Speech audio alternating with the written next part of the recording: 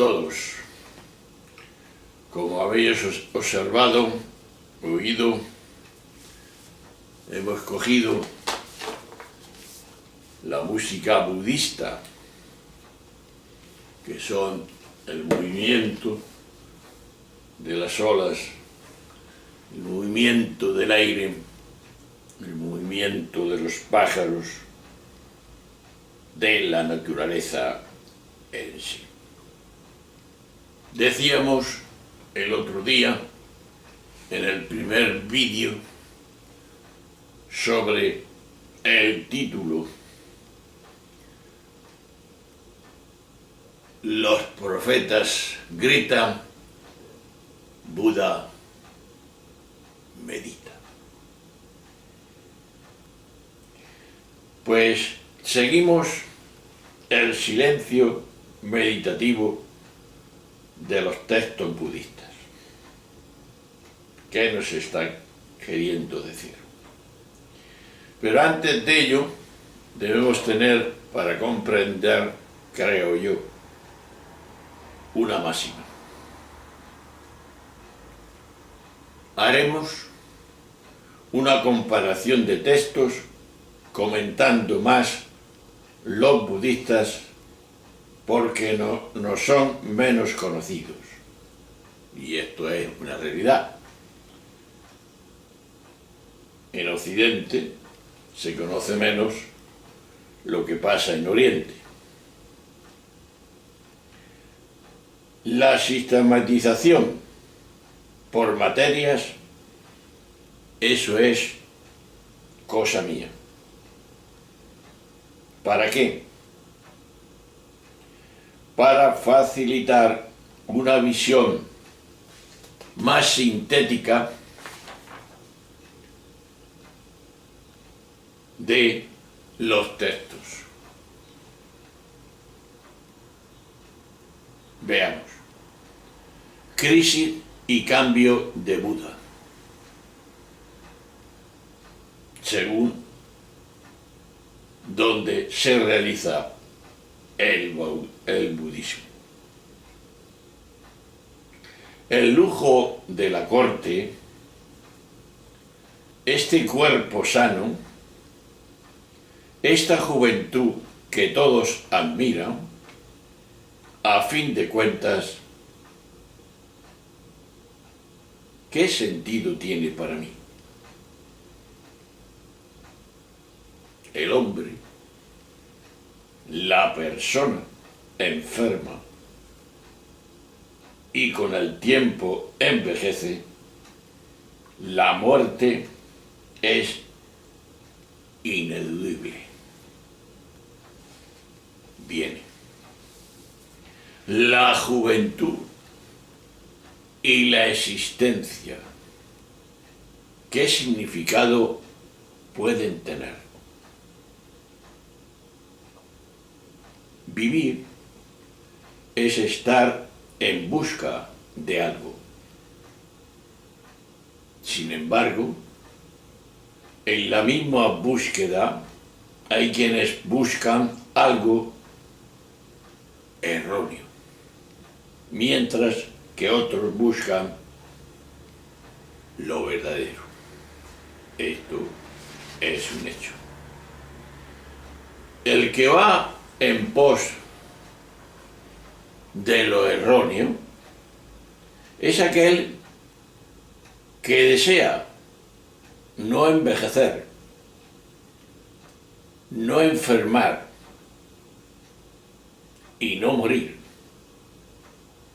siendo estos hechos ineludibles. Es así. La verdadera búsqueda es reconocer el error. Nos hemos equivocado. Y buscar lo que está libre de los sufrimientos humanos. Más allá de la idea de la vejez, la enfermedad y la muerte. En total, muerte, vejez enfermedad aparecen como punto de partida.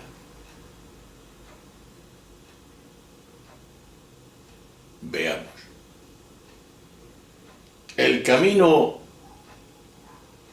Dhammapada, que significa el pie en la verdad,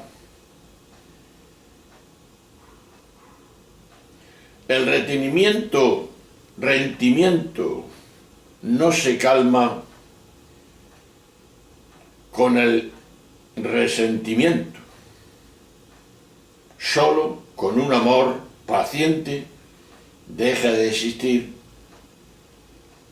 Esta es una verdad constante en la vida del hombre. Pero hay quienes lamentan su necedad. Este ya no es necio. Más necio es aquel que sin conocerse a sí mismo dice ser inteligente.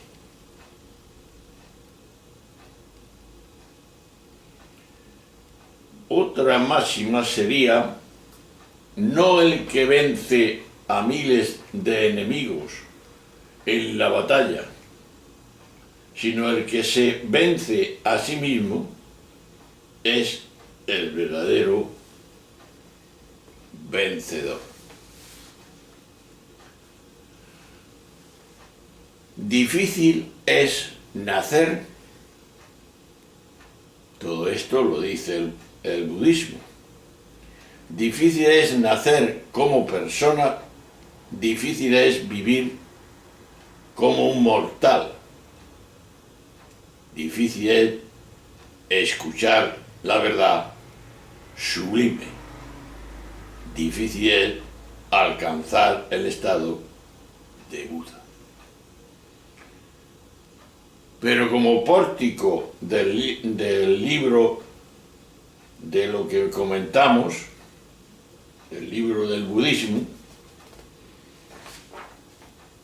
de entrada en todo esto, de este camino, es algo muy difícil que requiere control sobre uno mismo, requiere lucidez ante la propia nada y amor paciente, dice el budismo.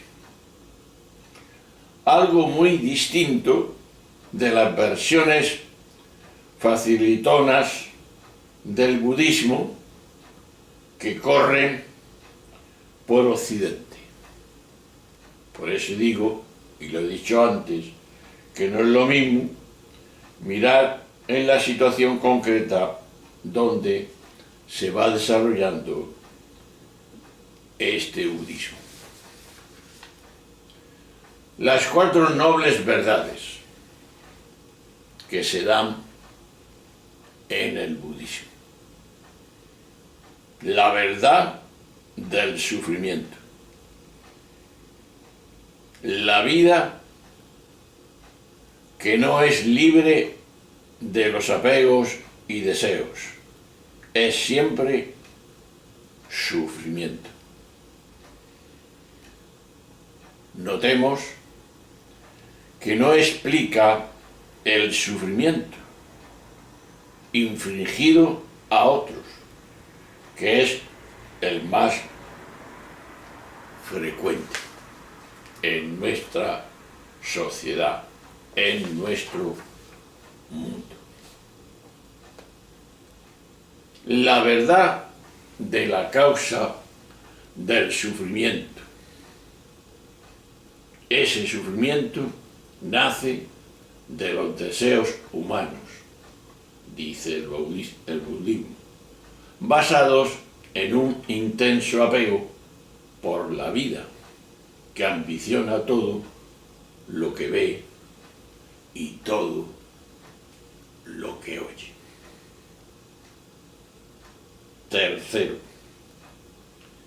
la verdad de la terminación del sufrimiento, si destruimos las raíces de esos deseos y nos liberamos de todos los apegos, terminará el sufrimiento, dice el budismo. La verdad del camino para terminar con el sufrimiento sería la pregunta siguiente. ¿Cuál es? Primero, visión correcta. Aspiraciones correctas. Palabras correctas. Conductas correctas. Vida correcta. Esfuerzo correcto. Conciencia correcta. Concentración correcta. De ahí, de todas esas virtudes, cierta manera, que es la iluminación y el estado libre de sufrimiento, se alcanza tan solo con el cumplimiento de esos caminos, dice el budismo. En esa lista de 8 caminos parece haber una concatenación que tría de modo de mirar, que es el pensamiento. Al deseo y de ahí a la palabra y a la obra, y luego se amplía en la segunda parte, pero en orden inverso. De ahí el gráfico en que lo presentó antes, de aquella manera como lo dijimos. Seguimos.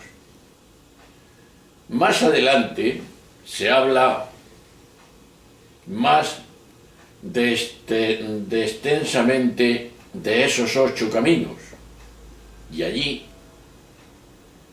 encontramos en el budismo otros 4 puntos que parecen desarrollar más esa actitud de la visión y concentración correctas, que engloban el deseo, la palabra y la obra. Pero observemos que aunque repiten algo ya dicho, nos acercan a una categoría muy fundamental del budismo, que podemos calificar como plena atención. Considerar que el cuerpo es impuro y no sentir apego por el neoplatonismo occidental diría algo semejante.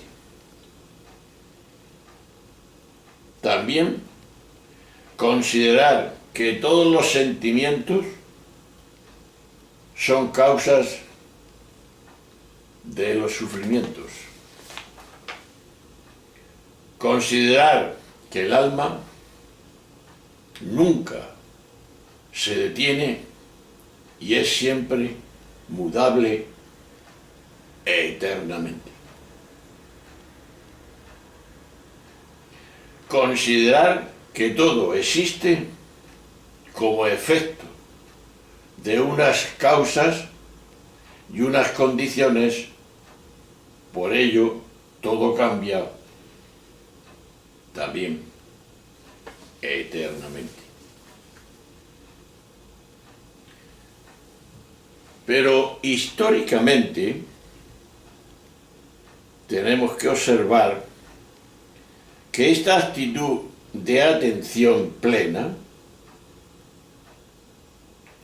mindfulness, que así le llaman, se facilitó con la aparición del budismo Zen en Japón.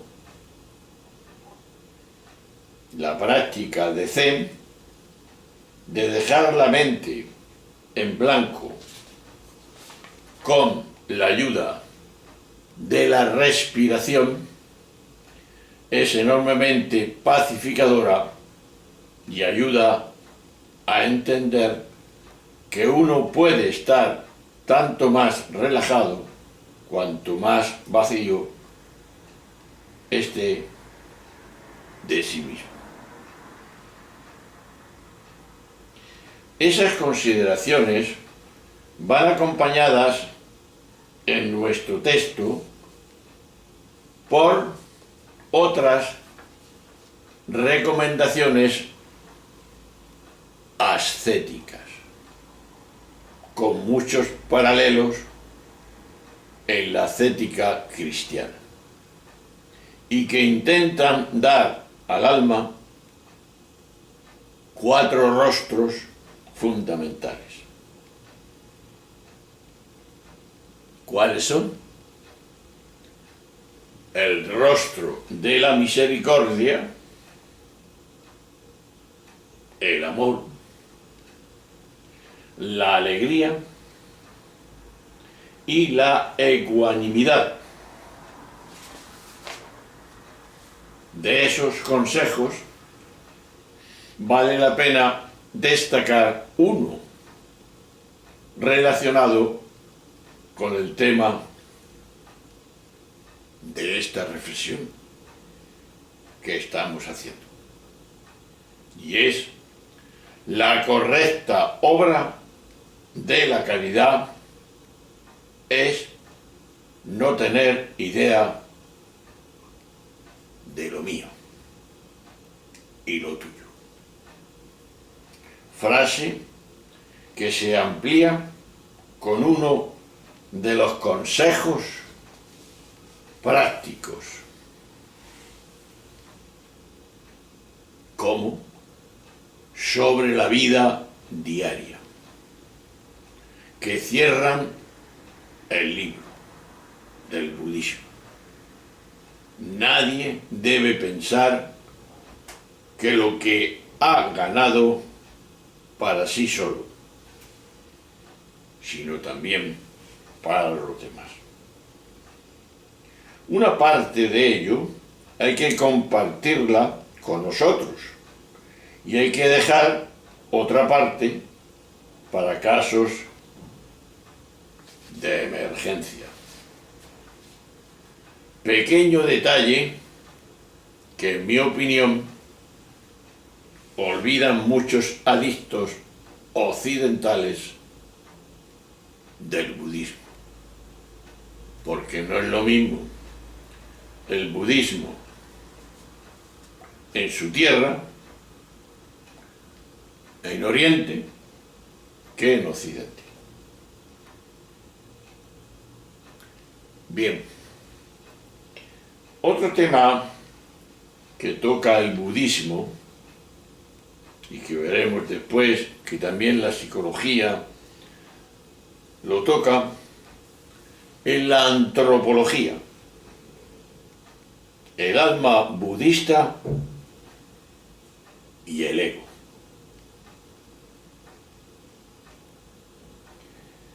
Todas las personas están dotadas de un alma pura, que es su fundamento último. Lo digo otra vez. Todas las personas están dotadas o dotados de un alma pura que en su fundamento último, Pero ojo, digo yo, están cubiertos con el polvo de la duda e ilusión, originado por condiciones y causas externas. Esta alma más manchada no es nuestra verdadera naturaleza, es algo añadido, un huésped que no puede ser identificado con su dueño. Es decir, detrás, para entender, de ese polvo flotante está el alma verdadera y pura, sin ser manchada ni reñida con la más leve dificultad. La diferencia de sexo no es algo esencial en el budismo. La mujer, tanto como el hombre, si practica la verdadera senda, llegará, dice el budismo, a la iluminación. La bondad nunca se pierde para siempre, hasta que uno no la eche fuera de sí. Pese a que los universos lingüísticos sean tan distantes, es posible sugerir un paralelismo con la experiencia de lo que el cristianismo ha llamado el pecado original, o con el lamento de Romanos, San Pablo, en el capítulo 7, del 15 al 25. Mas la coexistencia de pesimismo y de optimismo respecto al ser humano, típica también del cristianismo, en ese plan de equivalentes homomorfíficos, según Paniquet, veo posible, decía él, otro paralelismo con el descubrimiento que hizo Insu de Dios, como presente en lo más hondo de su intimidad, aunque esté cubierto, que hemos dicho, por montones de hojarasca o de piedras. En cambio, no es posible identificar esa noción de alma con la de la filosofía platónica. Puede traducirse por mí, yo espíritu, pero lo que se contrapone a ella no es el cuerpo, sino el ego. Primero yo, después yo, y si queda algo, yo, que dice la mente que es la persona, tú y yo. La mente, la loca de la casa.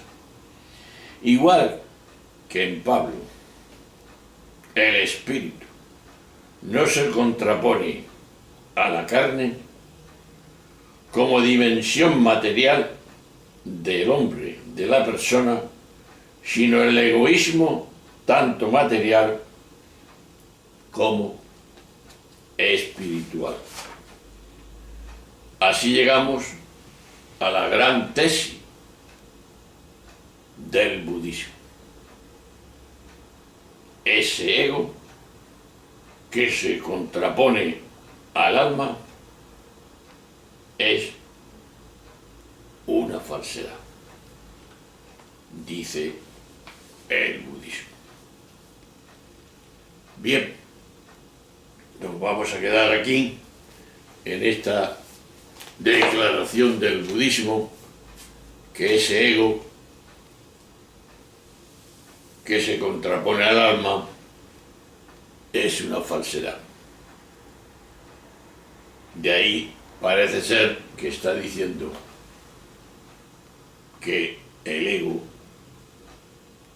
no existe, la no existencia del ego.